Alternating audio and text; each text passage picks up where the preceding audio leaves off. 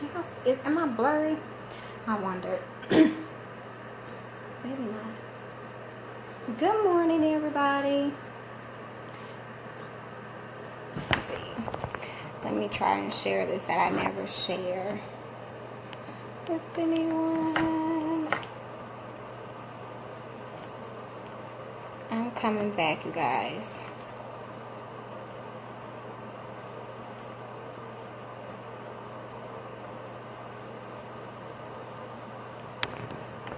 Hey Keisha, I love your hair. Okay, I wanted to do a quick video today because I haven't done one this week, just to let you all know some things that have been taking place since I did the last week's posts and videos about depression. So the Confessions of a Lady, as you all know, is a non-profit organization where we speak out against domestic violence and abuse, concentrating on those girls from ages 7 and up who have been a product of molestation or rape. Yeah, it's like a mouthful. From there, and since I've done the videos, I've had a couple people in my inbox, a couple people asked to talk to me about, you know, the things they're going through because they've never told their story. Hey, William, excuse me, because they never told their story. Hey, Tasha, I miss you already. And as I was having a conversation with someone on yesterday, have you ever been around somebody and you know that there's more to their story, but because you all have just met one another, you know it's going to take some time to build trust between each other? Well, that's the conversation I had with the young lady on yesterday. She had been in a situation, and it's like I was talking to her and I was sharing with her the organization. I was just talking and every time I would mention a certain part of my particular story, she would her body posture would kind of go in a slumping mode. And I told her, and I said, hey, look, when you're ready, I know that you'll talk. I know this is new to you and this, that, and the fifth. And so a couple of weeks, maybe 2 months have now gone past that she and I have had interaction with one another, and she finally decided, because I'm getting ready to launch a new project, and I was role playing with her some of the things that I'm going to be discussing on that within the Confessions of a Lady. And so she began to tell me her story, and she said, Victoria, I'm not sure if I was actually molested or not. And I'm like, well, go ahead, share with me your story. And she said, well, I am from Nigeria. And being there, my mother and my dad, they were married and they got a divorce, and she went back home. Well, because she became ill, her mother found someone who would bring them back to the States. And she said he had a son and a friend. At this time, she was 4 years old when the son began to fondle with her.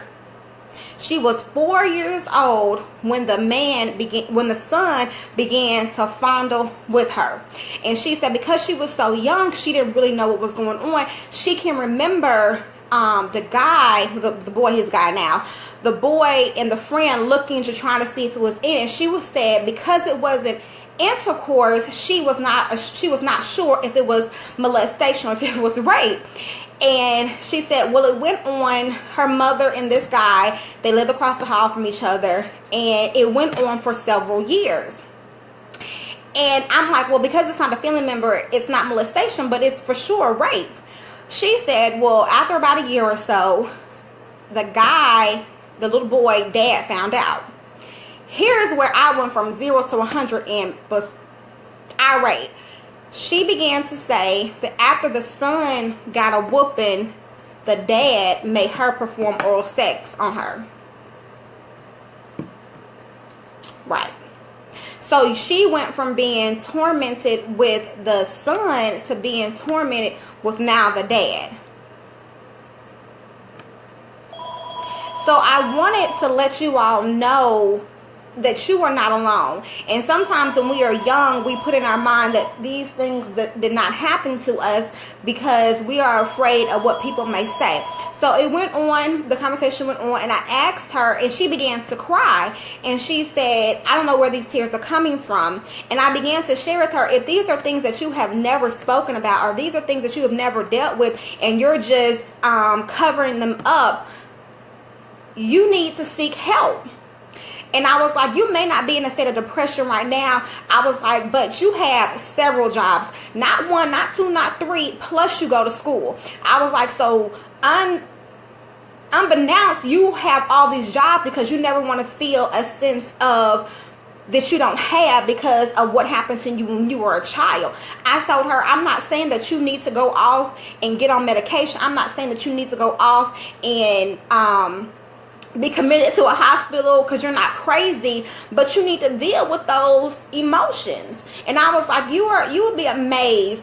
I said, I personally will sit in a room, and statistics say that 1 in 6 guys by the time of 18 and 1 in 4 girls by the time of 18 will be sexually assaulted. I said, so these are just cases that have been reported.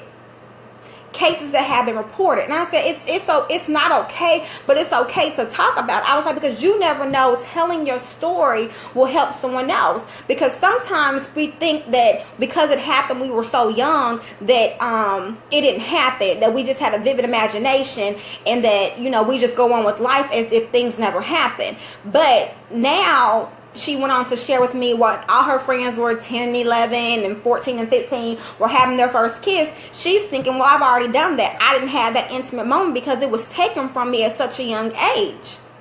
And then she went on to say, because the activity that she had to perform was oral sex, when she got with men, it was a ring of anything goes. It was a ring of, oh, I know how to do this because I've been doing this literally since I was 4 years old. And so I told her, hey, Diane, that it's okay. That it's definitely okay for you to experience these feelings. And it's amazing. And I just challenge you all to have a conversation with people today outside of your norm, and pick up on and look for those context clues and that body language where people are doing, where they say their body says that they want to talk about more, but they don't. But don't push people into a place of isolation, or don't push people to where they feel that they have to be, that they become depressed, but encourage people to talk. I encourage my daughter to talk to me all the time. She don't like to, but I will never make her or want her to feel that she can't come to me and have a conversation with me because she's afraid that I'm going to judge her. I remember when Lady was maybe 2 or 3 years old, and I was getting ready to give her a whooping, and me sitting on the floor and explaining to her why she was going to get this whooping, but not to feel like I was a reign over her. Because sometimes we forget that we were once children when we become adults, and it's like you don't understand. So I just want to encourage you all and share with you guys that if you have ever been in these situations, that you are not alone. I used to think that my personal situation was worse than everybody else's, but the more and more I talk to people about the things that have happened to me, I realize that there's literally somebody out there a lot worse than me, and we just need to stop making these conversations about domestic violence, about molestation, about rape seem so taboo, but because unfortunately it's not.